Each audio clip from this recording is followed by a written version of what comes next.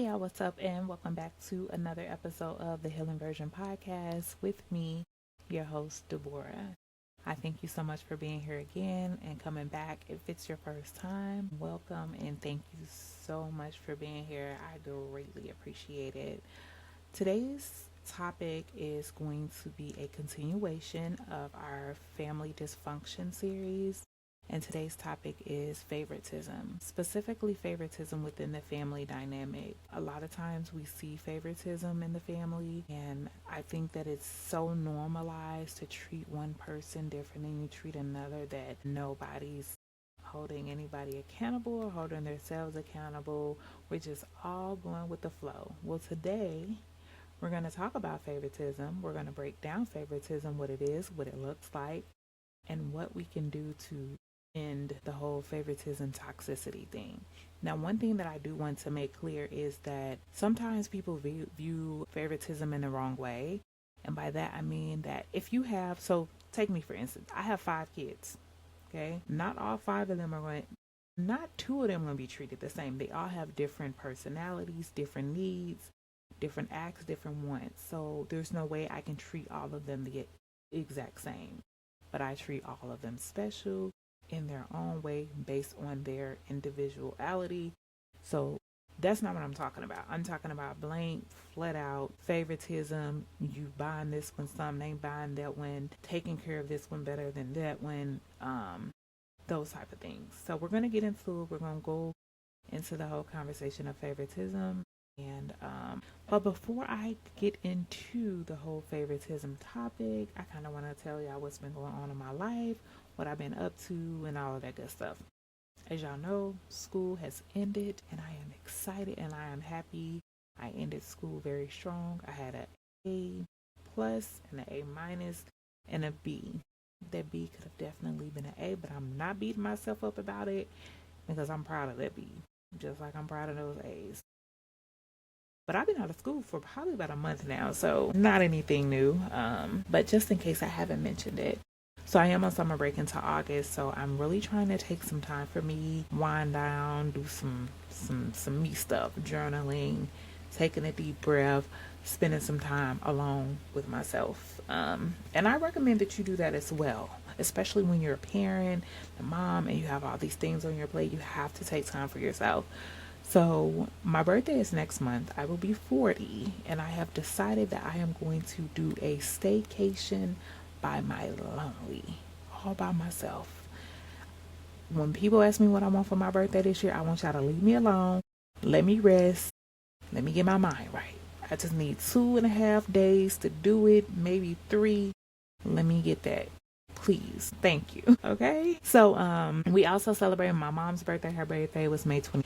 It's a blessing to still have her around. So we celebrated her, my sister and her children, Erica, Rakia, Dalian, Elijah. They all came in town to celebrate my mom's birthday, and then came back the next week for Mary's graduation support. I appreciate y'all very, very much for always showing up for me and my family. I say this publicly. I love y'all. I appreciate y'all, and we gonna have some fun in the future. Okay. Okay. All right, so yeah, but y'all, back to my birthday. I'm really, really excited about spending time with myself. I might go do something in nature. Y'all know I love nature. I know I'm gonna buy myself some flowers. I'm gonna do it big for me.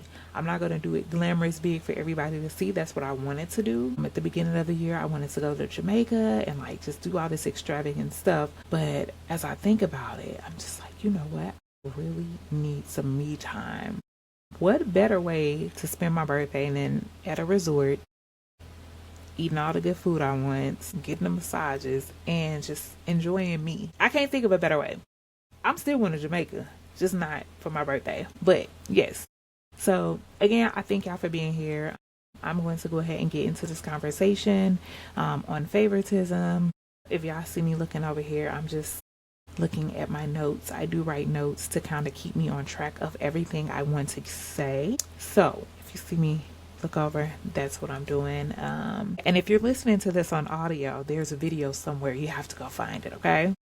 All right. So I just want to start off by saying that if this episode hits close to home for you, you're not alone. I see you.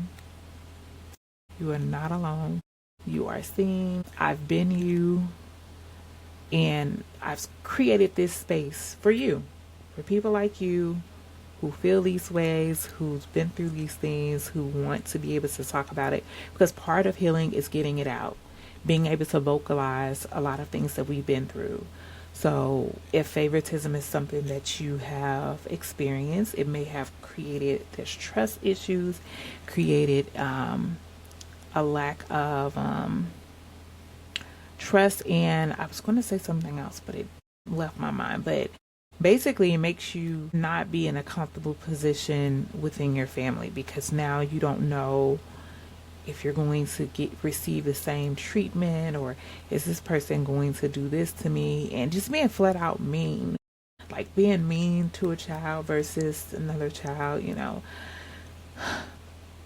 Yeah, so and if I don't release this video, it's probably because all the faces that I'm making, because I'm over here like, what the is favoritism?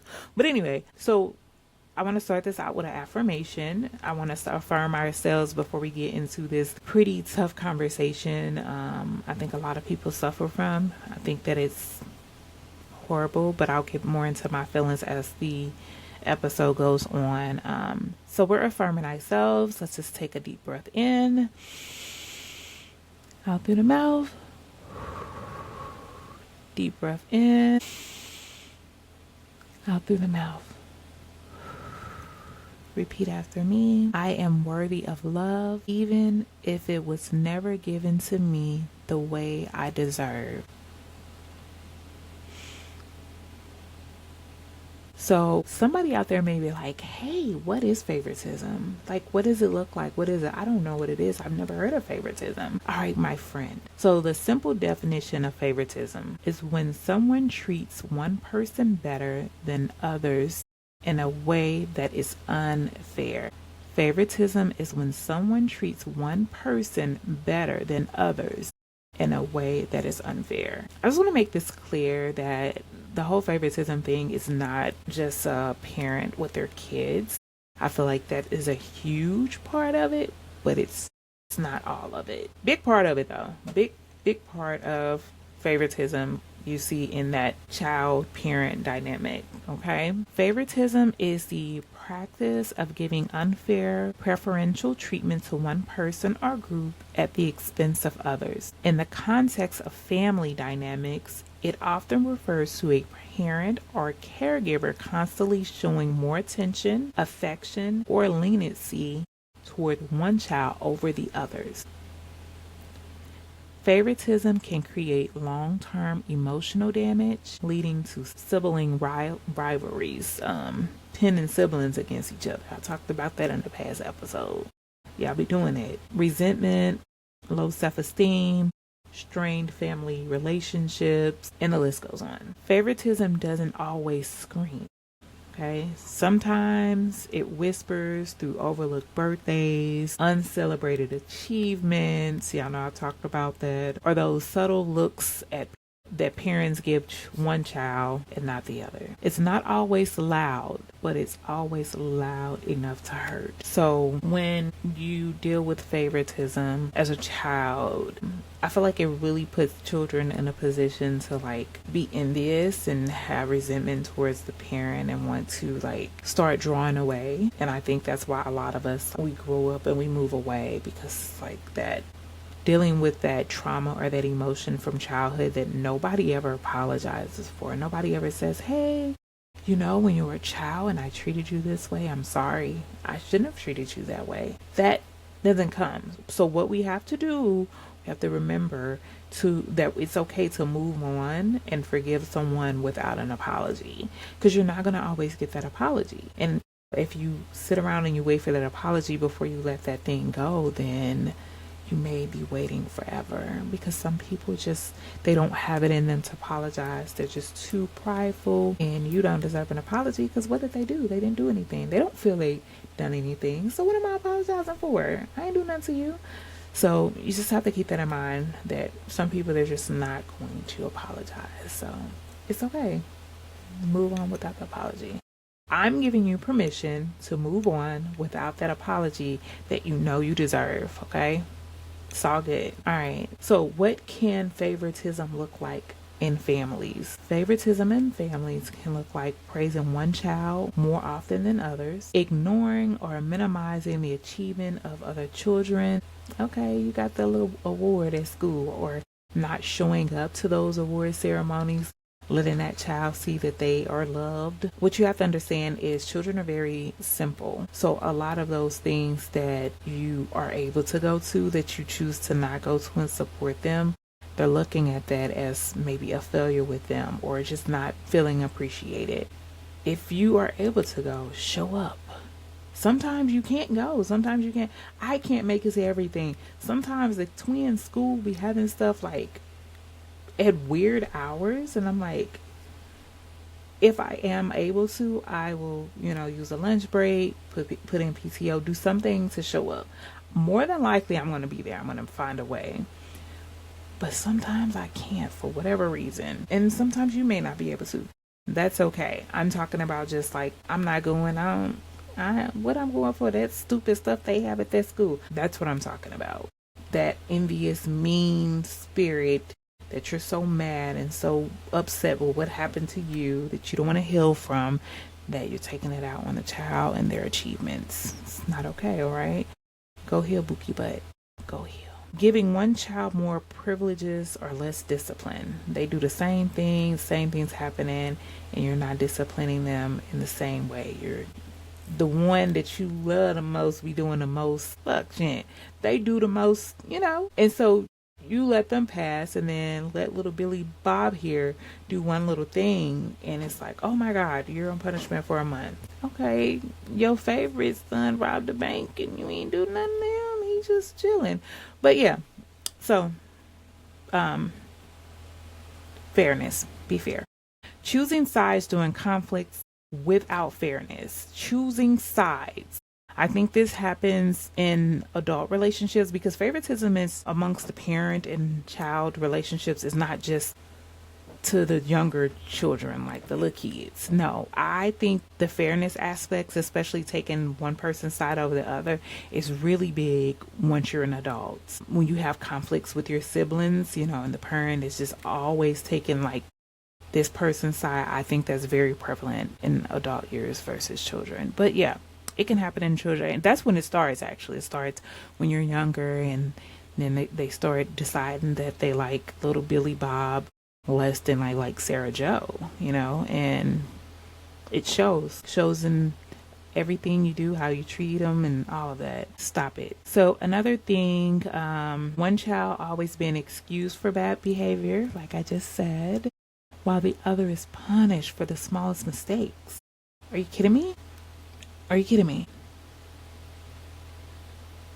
We have to take a look at everything that our children do that we allow them to get away with, because a lot of times we're setting them up for failure. We're telling them that it's okay to do these things and not be disciplined, and we're not going to do anything, and nobody's going to do anything, and then you're going to grow up being this individual who gets away with all these things that you shouldn't have been getting away with, and now you are a effed up individual and society does not want to deal with you. You can't keep a job. It's just a cycle of.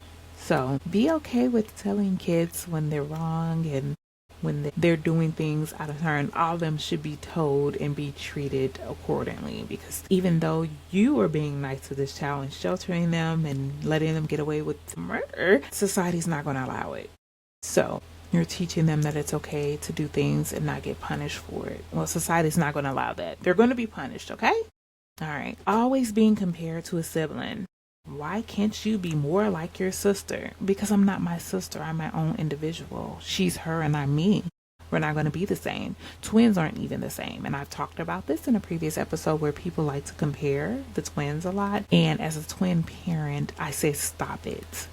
Okay? They're two completely different individuals. Even if they're identical, they're still completely different. If you know anybody who has identical twins, ask them how much are they alike. I guarantee you, they're going to say they're completely different people. They're two completely. I don't think there's any twins out there. If there are any twins out there and y'all like this, come holler at me. I want to interview y'all. Any twins that are exactly the same.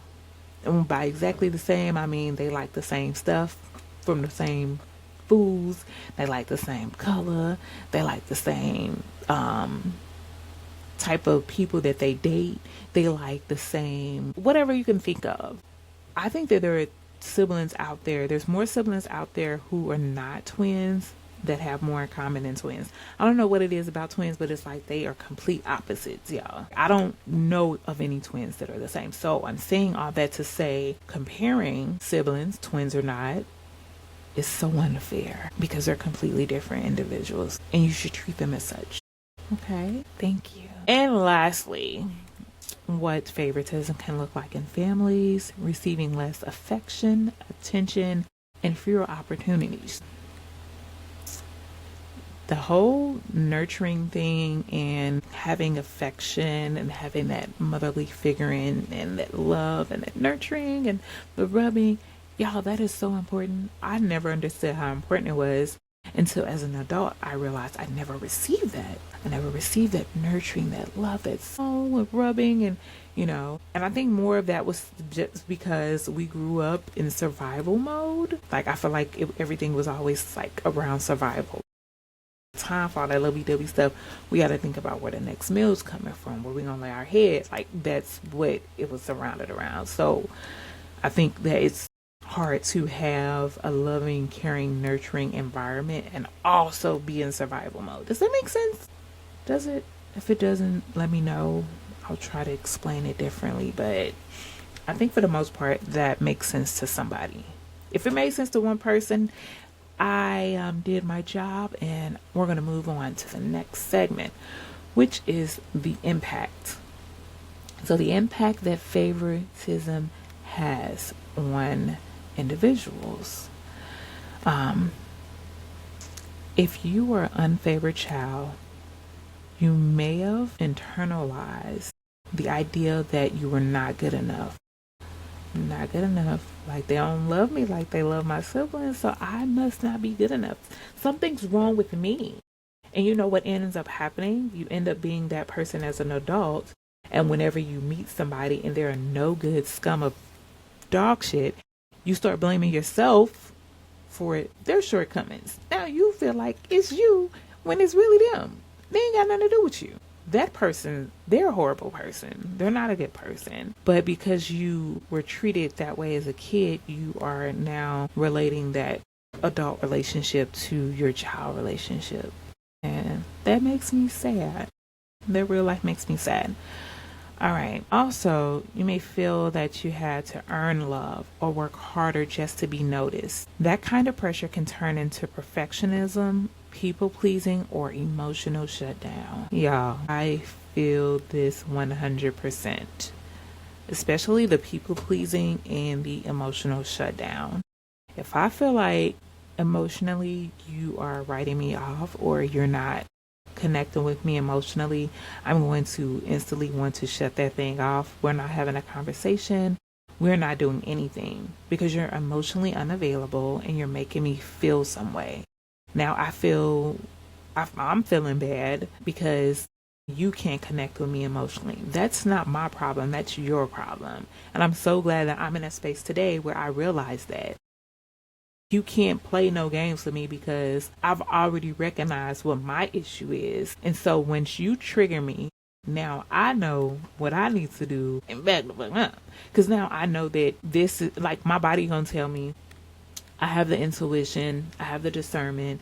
So the slightest change in behavior, I'm already on it. I already know what's up, And I used to think it was overthinking, but no, it's really my intuition. It's really the way that I'm tapped in, baby. I know what's going on. You can't play with me. That's what I'm saying. But y'all don't like how I look like I ain't got no shirt on, but I do. Let me see. I promise I do, boy. All right, so the next thing, a lot of this happens and it ruins those sibling relationships. So now you have broken sibling relationships, you have silent resentment, and then there's competition. Now you're competing. Well, they like you, so maybe I should do some of the things you do to get the attention that you're getting. But if a person doesn't like you, they just don't like you. There's nothing you can do. There's nothing you can put on. There's nothing you can say. There's nothing you can change about yourself. If they don't like you, they don't like you. And that's okay. You're not going to be for everybody. That's something that I had to learn. And right now today, I can say that I'm okay with. I'm okay with people not liking me. Does that make sense? Like, I'm okay with that. I'm just like, you know what? Hey, I'm not for everybody. I get that. Some of the things that come out of my mouth on my podcast make people not like me. Ask me, do I care? No, for real. Ask me, do I care? I don't. I don't care. Because I know for a fact that God gave me this platform, and he has also equipped me with the messages and the things to say and the courage, because this takes some courage to get in front of this camera, to talk on a microphone. It takes courage. Okay, it's not easy, I understand, but it's necessary. It's so necessary. The amount of disconnect I see within my family is disgusting.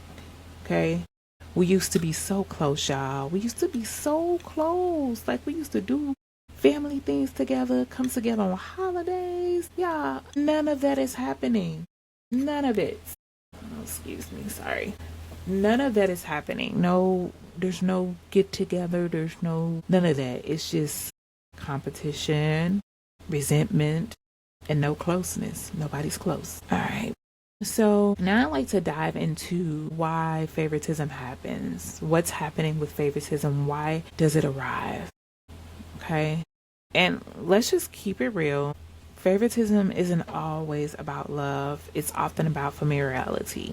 And what I mean by that is that a parent might connect more with one child because they share things alike or same gender. For example, I have one daughter. So she and I might do a lot more things than I do with any of my other children because they're all boys.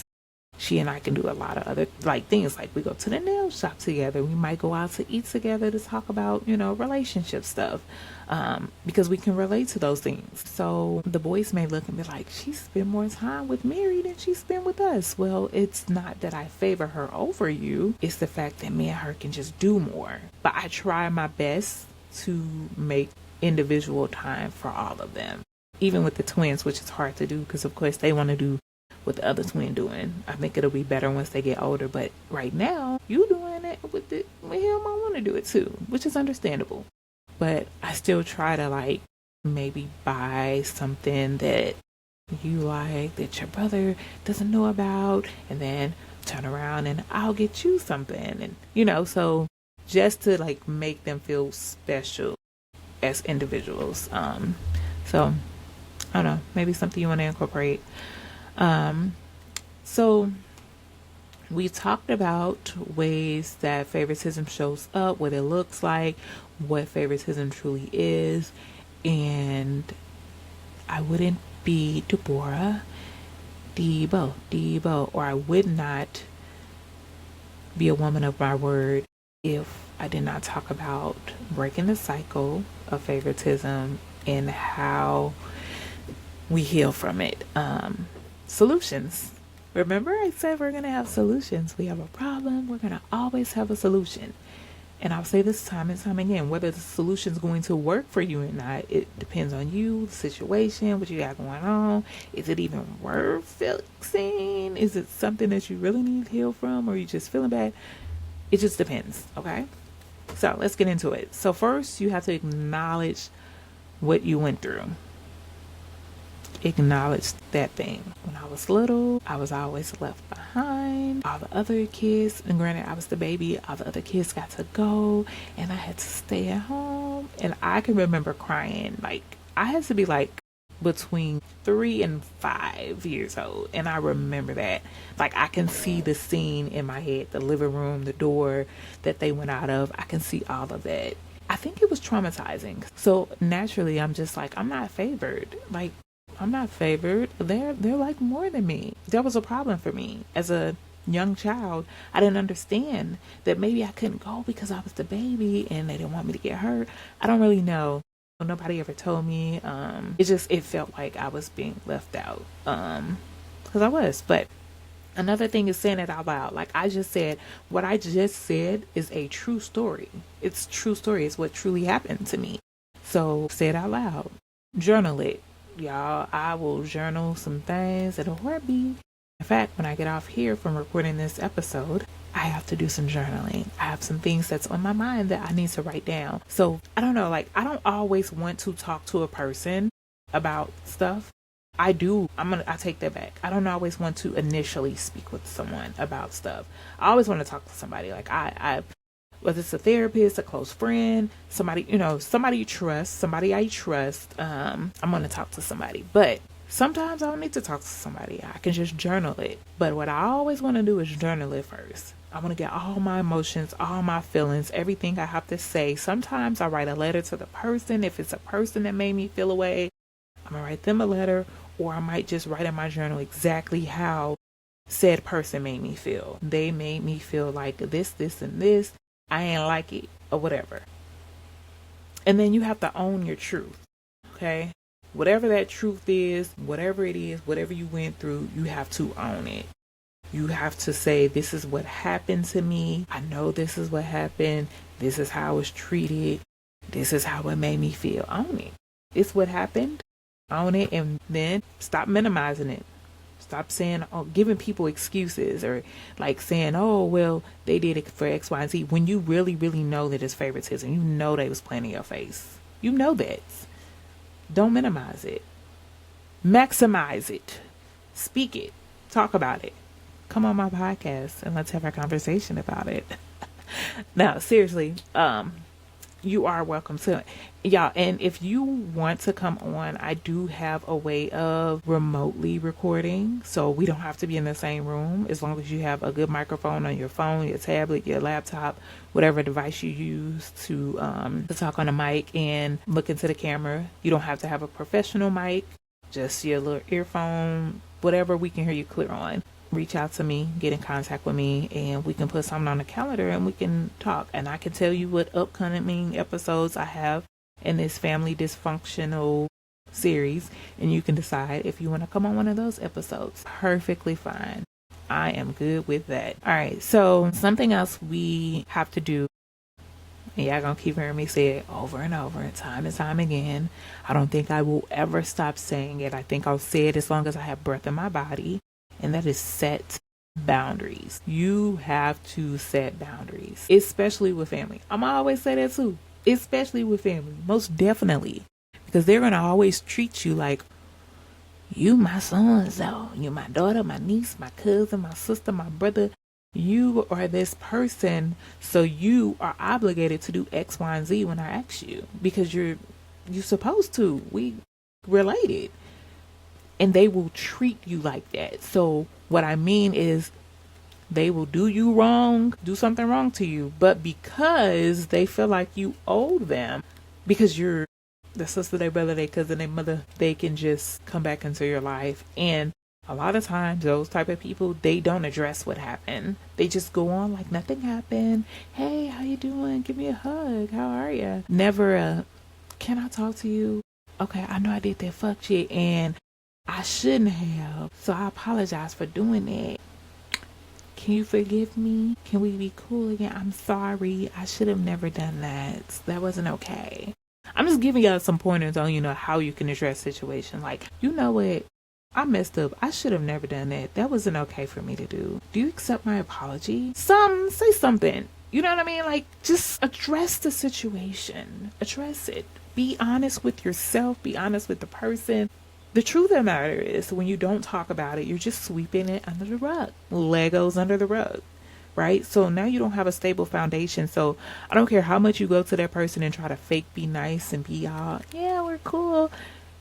As long as that thing is not addressed, it's still up under that rug. So you have to pull that Lego out and say, this Lego right here, this issue, this thing, backbiting, gossiping, whatever you did to the person, address it, talk about it, okay? All right, we're gonna do that moving forward, okay? We're dialing January. What? It's June. What? I'm tired, y'all. It's like 2 o'clock in the morning. I'm tired, but it's my fault for waiting this late to record. But it's all good, right? So June 6, 2025. We're vowing that we're setting boundaries and we're apologizing when we're wrong, okay? If somebody comes to you and they say, hey, when you did X, Y, and Z, you made me feel. Because that's something they teach you in school. They teach you those I feel, you made me feel, those, I don't remember exactly what it is, but they teach the kids, especially now, to express how they feel. And I teach my children that as well. Tell people how they made you feel. Instead of like shutting down and being mad and not talking about it, say, when you did this, you made me feel. Okay? If somebody comes to you and they tell you how you made them feel, it's not your responsibility to tell them, no, I didn't make you feel that way. How do you tell me how you made me feel? You can't feel my feelings. So if somebody tells you you made them feel away, just apologize for it. I mean, unless you know that they are full of it, they being manipulative and you ain't did nothing to them. But if you know, and you know that you offended somebody, you did something to them, and they tell you, just apologize. And a lot of times, people don't even have to tell you. You know you did some fuck shit. Like, you know it. So just apologize. It's so simple. Okay, guys? Just apologize. All right. So next thing that you can do to heal favoritism is choose to do different. If you are a parent now, if you're a parent, be intentional. Listen to each child's heart. Listen to what they tell you. Listen to how they feel. Just because Jack like to do this don't mean Jill gonna want to do it, okay? Jack like it, Jill don't. You got to figure out individually, because they're individuals, remember? You have to figure out what each individual child needs. We can't say, oh, well, your brother like this, so you like it. The twins don't like the same chips. They don't really care for the same juices. Now, a lot of times I will buy them the same things, like if it's something to eat, chips, juice, candy, I'll just buy them the same thing, because they're going to be like, I want what he got anyway, so I'll just buy 2 of everything. Okay, we're going to settle that.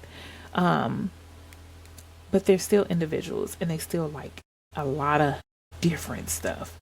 I can remember when they were little and when they first started walking and we would go somewhere, I would always bring Mary with me. Either Mary or one of the big kids. Somebody had to go with me, because I can guarantee you every single time we went somewhere and we had them in the car seat or carrying them, we can be Chuck E. Cheese, Incredible Pizza, wherever we would go. As soon as we would put them on the floor, they will go in opposite directions every single time. I cannot remember one time that we put them down and they went together. Every single time. And they still do it right now today. I took them to, I forget the place, Urban Air. I took them to Urban Air on their birthday. Their birthday, that was in March. And they did some of the same stuff because they were like, oh, my brother over here, I'm going to go hang out with my brother for like 2 seconds. And then they were going to do their own thing. And so I'm by myself because they're a little older, so it's a little easier to maintain now. But I'm by myself and I'm like trying to see, okay, where he at? He over here. Then they got the same clothes on. So it's like, is that okay? So I said all that to say they are really different. They're individuals. So treat them as such, okay? Celebrate them uniquely and equally.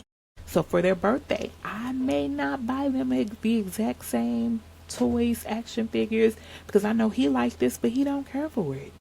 So I'm going to buy them different things. I'm going to cater to them as individuals. And I urge you to do the same. I keep using the twins as an example because I just cannot stress enough how much people like to compare them and put them in the same little box. In the same box. And I love that they are getting opportunities, and their school is very big on like making sure they treat them as individuals and have them doing separate things. We're not going to have to put you all together. Somebody asked me, they was like, are the twins in the same class?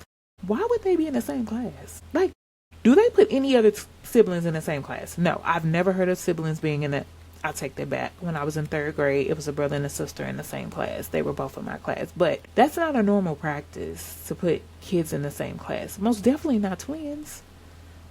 Because they twins. I ain't even going to say most definitely, but because they're twins, they don't have to be in the same class. I just wish people were like smarter. People say some of the dumbest ish. I've heard some of the, maybe I'll do an episode on dumb things people say to twin parents or something. I think that'll be pretty cool. Dumb things they say to me. Oh, they twins. Why they don't look alike? They're fraternal twins. Have you ever heard of a boy-girl twin? Do they look alike? They hardly ever look alike, the boy-girl twins. Matter of fact, the twins have twin sisters. So their dad has 2 sets of twins. And Jarrell looks just like his sister. One of his sisters. They look more like twins than they do with their own twins. Pretty wild. They both look like they daddy. It's crazy. All right. So I'm going to say it again. Equal love doesn't mean identical treatment. Okay. I ain't say this, but I'm saying it. Equal love does not mean identical treatment. It doesn't mean that we're treating everybody the exact same. That's basically what I said in the beginning. Me and Mary, we might do more.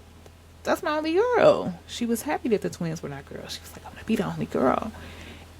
And just because she's the only girl, we do like only girl stuff.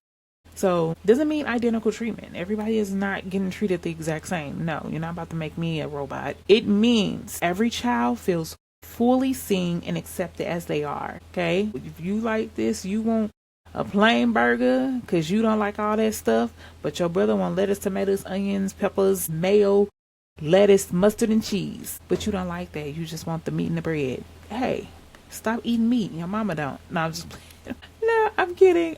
I do be trying to get the twins to not eat meat. I'm like, because once the big kids, once they get married, they move out. Me and the twins can just be like some full-blown vegans, I'm trying to see.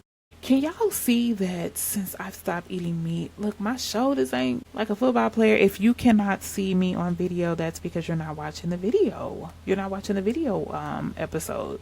And I'm going to tell y'all right now, we about to close this out. I'm getting to my closing. But I just want to let y'all know that I'm on video today. And this was kind of like a little treat. Like, what's up, y'all? Hey. I'm just trying something out. I'm not guaranteeing y'all that I'm going to come on video every single time. Sometimes I just be want to sit here in my bonnet with my robe on and be chilling and sipping on my drink. I ain't even sip my drink the whole time because I ain't want y'all to see my cup. But you know what I'm saying? So I'm not going to be on video every single time, okay? But I am today. Glad to see you. What's up? How are you? All right, so now we're going to just get into the closing of this episode. I just want to pour some things into you in regards to favoritism and go from there, okay? So first of all, I just want to say, if no one has ever told you before, you're always enough. Remember that you will forever be enough. You will forever be worthy of all the things, of all the love. No matter how a person treats you. A lot of times how people treat you is just a reflection of their heart, a reflection of who they are inside. And don't think because a person is beautiful on the outside that they're beautiful on the inside. Some of the most, what Kanye say? Yeah, what Kanye said. But some of the prettiest people do the ugliest things. Is that what he said? But that's true. That's true. So, and what I just want people to realize is, whatever you do in the dark comes to the light. Whatever your intentions are, however you treat people, whatever you're doing that you think nobody's going to find out about or nobody knows, it'll come to the light. Look at P. Diddy. I guarantee you, Diddy thought he was going to get away with all that stuff. He thought he wasn't going to never get caught. He thought when nobody going to ever say nothing, when nobody going to do nothing about it, it was going to stay in the dark. He was going to keep putting people 6 feet under, and when allegedly, and nobody's going to do anything. But I'm telling you, the spiritual realm is real. And I guarantee you, his baby mama, was it ex-wife, what was Kim to him?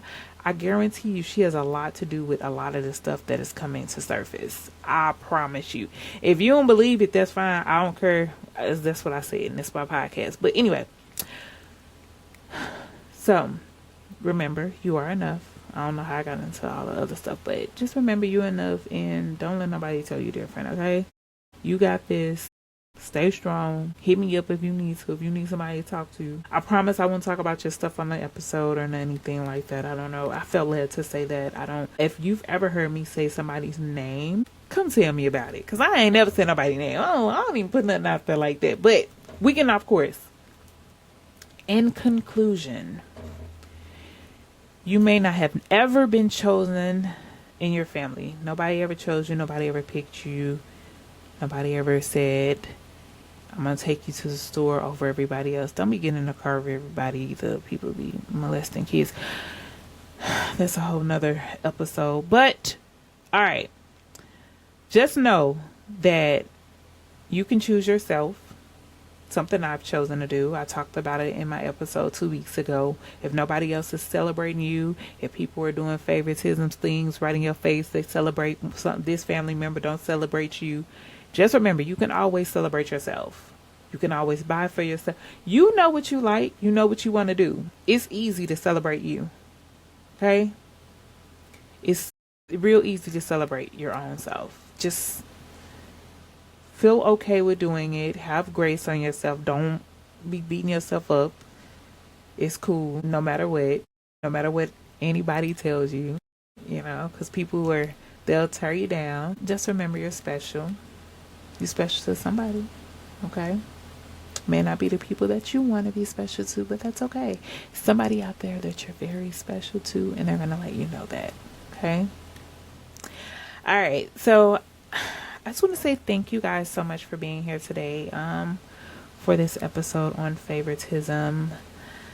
I hope that something I said resonated with somebody out there and made you feel better, made you have a better understanding or something. I do want to say, if this episode resonated with you, please share it with someone. Tell them about the Healing Version podcast. Tell them they can listen to me on Spotify, iHeartRadio, YouTube. What else we on, y'all? We on Amazon Music, Apple Music, wherever you listen to your podcast. Also, remember that you can always donate to the CashApp. You can follow my Patreon. And I thank you guys so much for being here today. I appreciate you. And I hope that you have a great day. Peace.